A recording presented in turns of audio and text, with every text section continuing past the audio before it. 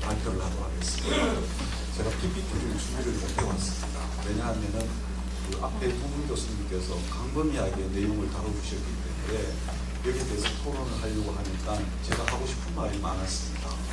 그래서 35페이지부터 제 원고를 같이 보시는 게 도움이 될 것 같다는 생각이 들었습니다. 그러면서 나중에 손목 교수님에게 많은 지지를 부탁드리겠습니다. 우선은 제가 내용을 읽어가면서 제 생각을 참고하는 것으로 보시도록 하겠습니다.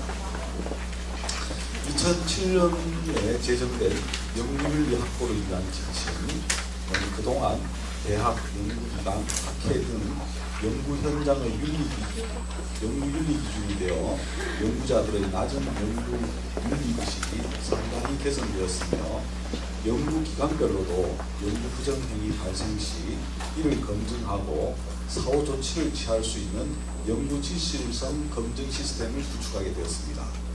그러나 2007년 제정된 연구윤리지침은 부정행위 범위에 대해 개념만을 간략히 규정하고 있어 실제 연구 현장에서 판단 기준으로 활용하는 데는 한계가 있다는 지적이 있어 왔습니다.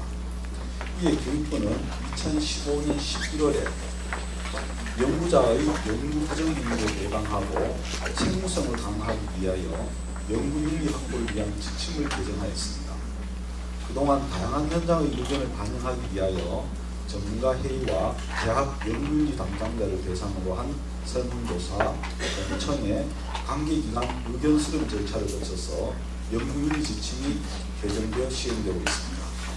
이러한 시점에서 김정희 주동범 두 발표자는 전국 204개 대학의 연구윤리 업무 담당자가 응답한 내용을 중심으로 국내 대학의 연구윤리 실태와 의견을 조사해서 향후 연구윤리 의식을 확립하기 위한 과제 및 방안을 제시하고자 했습니다. 따라서 본 토론자는 발표 원고 자료에서 중요한 내용을 중심으로 연구윤리의 현 주소와 방향성을 같이 생각해 보고자 합니다. 먼저 탑다운의 정부기관이나 연구재단이 주도하는 연구윤리 활동이 이루어지고 있는 것으로 보여집니다.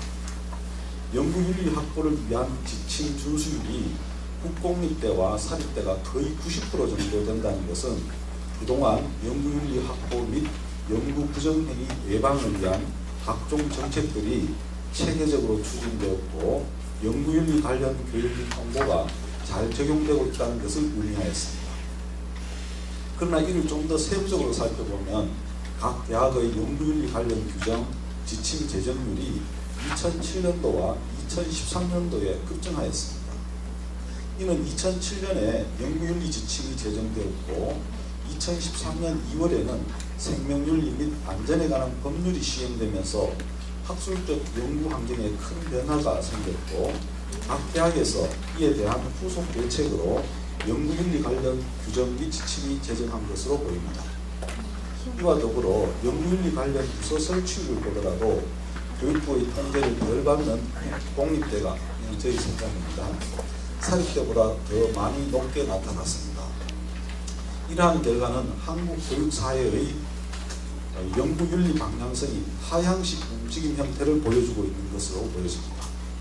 다시 말해 각 대학 연구자들의 자발적인 연구윤리 필요성에 따라 연구윤리가 제정된 것이 아니라 정부기관 및 연구재단 주도하에 각 대학이 따라가는 형식인 하향식의 형태로 연구윤리가 제정되었음을 반영하고 있습니다. 따라서 각 대학의 연구윤리 규정 및 지침은 준수는 되고 있으나 이것이 연구활동 수행 과정에서 실질적인 표준 지침이 될 수 있도록 윤리에 대한 중요성을 인식하고 그에 따라 자발적으로 수정 보완한 것이 향후 과제로 남아있는 것처럼 보입니다.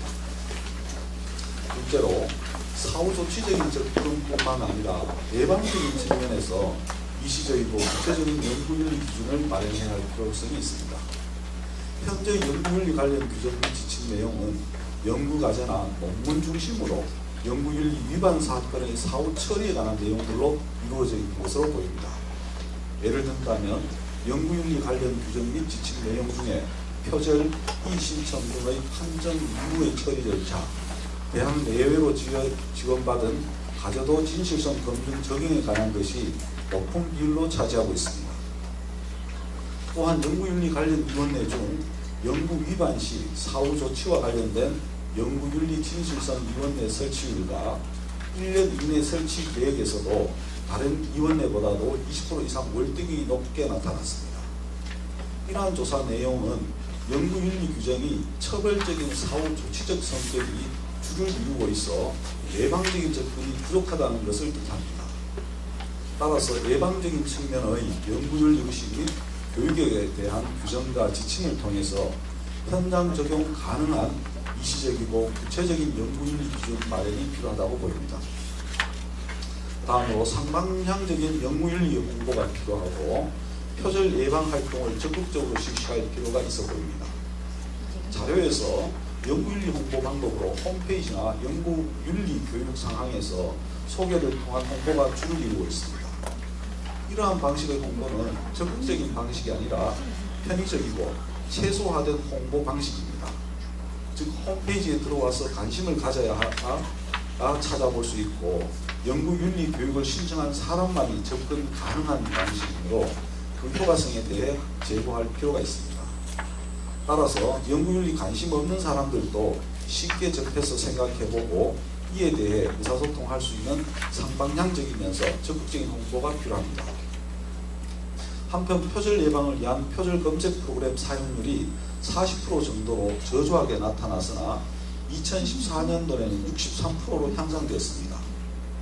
토론자의 주관적인 생각으로는 표절에 취약한 분야나 전공이 있는 것 같습니다. 즉 교육대학원 등의 특수대학원생들이 그러한데 그들에게 좀 더 강화된 연구윤리 교육이 필요하고 각 대학마다 대상별, 분야별 표절 검색 프로그램의 상한선을 정하는 것도 필요합니다. 요즘은 주요 학회에 논문을 투고할 때 표절 검색 프로그램을 돌려서 표절률을 논문과 함께 제출하도록 하고 있습니다.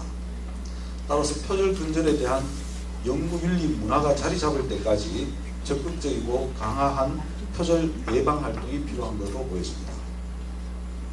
IRB 심의 활동이 정상화될 필요가 있습니다.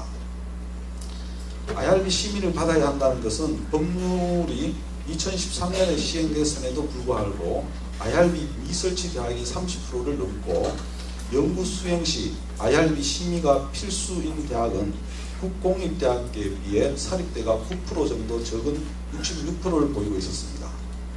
더 심각한 것은 연구의 사전 심의 기간인 IRB 개최 시기가 연 1%가 52%인 것으로 보아 연 1회가 52%인 것으로 보아 현재 IRB가 실효성이 없이 유명무실하게 운영되고 있다는 것을 보여줍니다. IRB는 연구의 가학성 및 독창성 못지않게 인간 연구 대상자 보호의 필요성이 대두되면서 연구의 국제화로 인하여 연구 대상자 보호를 위한 국제적 가이드라인 준수 필요성이 증가하였고 연구 대상자의 인권의식의 증가로 연구자에게 피해 보상 요구 및 소송 등이 증가되어 출현하게 되었습니다. 논문 투고 시 해외에서는 IRB 심의 통과가 금고사항이고 국내에서는 추천사항으로 되어 있어 조만간 국내에서도 인간 대상 연구에 대한 IRB 심의가 확대될 예정입니다.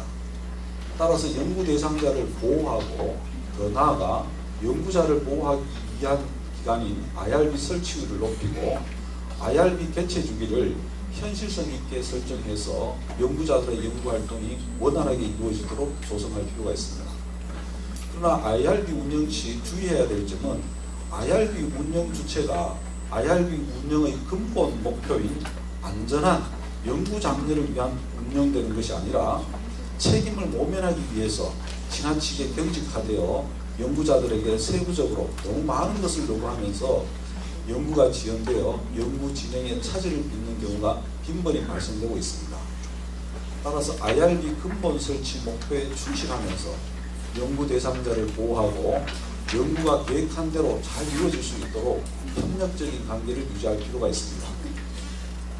연구윤리 담당 부서의 업무 독립성 확보를 위한 전문성 향상이 필요합니다. 발표 자료에서 연구윤리 관련 부서 내용을 살펴보면 연구윤리 관련 부서 담당자가 독립된 부서로 연구윤리 업무말을 전담하도록 업무 분장된 대학은 고작 4%에 나타났습니다. 또한 연구윤리 부서 인원은 1명 또는 2명이 주를 이루고 있는 실정입니다. 이러한 결과는 학교 운영진들이 연구윤리에 대한 중요성을 인지하고 있지 못함을 여실히 보여주며 다양한 업무를 처리해야 하는 담당자는 연구윤리의 전문성이 떨어지는 것이 인지사정입니다.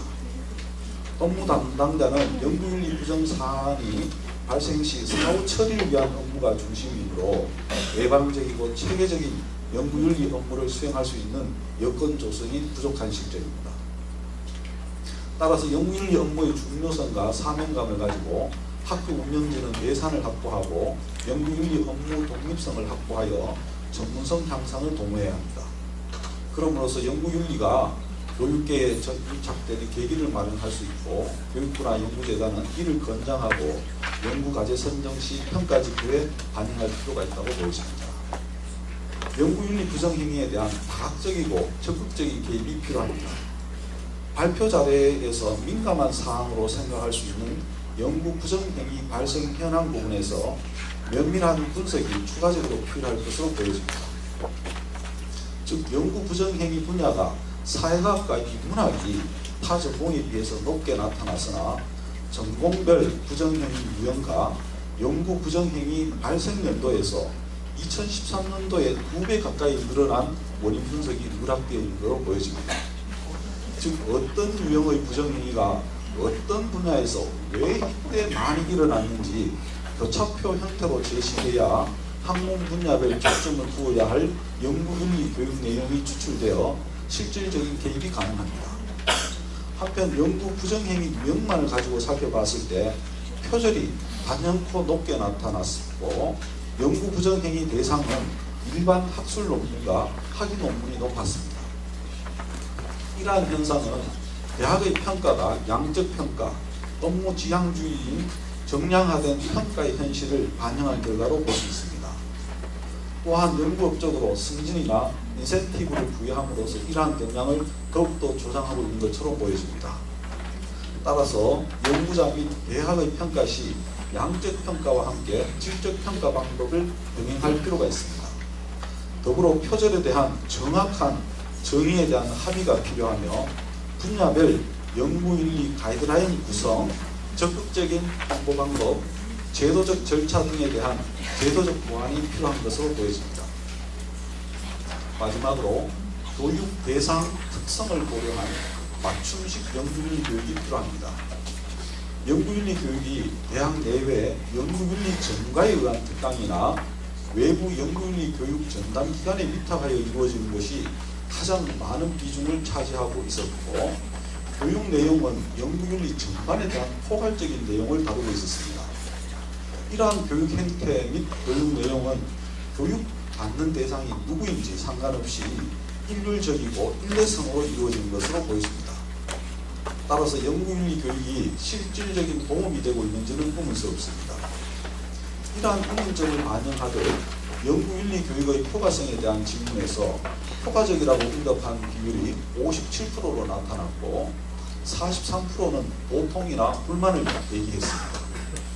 그러므로 불만이 무엇인지 자세하게 알아보고 보완 시 그것을 적극적으로 반영하는 자세가 지금 필요하다고 보여집니다. 좀 더 실질적인 교육이 되기 위한 방안으로 대상별, 분야별 교육 대상의 특성에 맞는 맞춤식 연구윤리 교육이 이루어져야 합니다. 하나의 방법으로 연구방법론 수업에서 연구윤리 시간을 확보하는 방법, 교양 필수 과목으로 연구윤리 과목 개설, 지금도 일부 시행되고 있는 프로젝트 시작 시 IRB 교육 의무화 등등을 생각해 볼 수 있습니다. 또한 학교 내에 연구윤리의 전문 인력을 양성하여 개별화되고 심화된 연구윤리 교육 내용을 개발하는 것이 필요합니다. 더불어 학교 평가의 잣대는 연구윤리 교육 실시 여부가 아닌 지속적이고 구성원들의 요구가 반영된 체계적인 교육이 그 대상이 되어야 할 것으로 보여집니다. 이상으로 국내 연구윤리 활동 실태 분석을 통해 연구윤리 의식 확립 방안을 살펴보았습니다. 정리하면 기관이 주도하는 하향식 연구윤리 활동, 연구윤리 문제 발생에 대한 사후 조치적인 접근, 최소화된 연구윤리 홍보활동, IRB 설치 및 심의활동 미약, 연구윤리 관련 부서의 비독립성, 이례적이고 일률적인 연구